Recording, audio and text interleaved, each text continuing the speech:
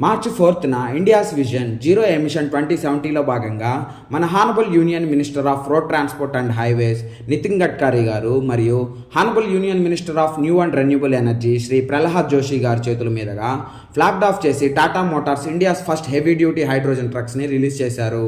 ఈ hydrogen trucks ని main గా టాటా 2 డిఫరెంట్ వేరియంట్స్ లో రిలీజ్ చేసింది. ఇందులో మొదటిది H2ICE hydrogen internal combustion engine H55S model మరియు రెండవది H2FCEV hydrogen fuel cell electrical vehicle H28 model.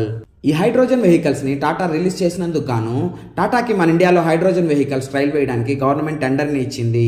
ఈ టెండర్కి under the national green hydrogen mission pilot project కింద union ministry of new and renewable energy ఫండింగ్ని ఇస్తుంది.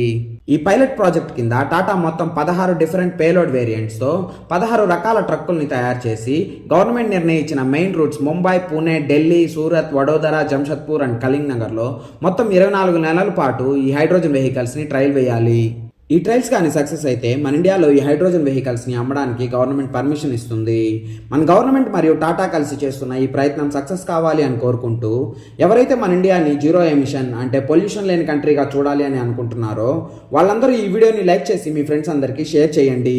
అలానే ఈ వీడియోలోని ఇన్ఫర్మేషన్ మీకు యూస్ఫుల్ అనిపిస్తే మన విన్ టాక్స్ యూట్యూబ్ ఛానల్ని సబ్స్క్రైబ్ చేసుకోండి.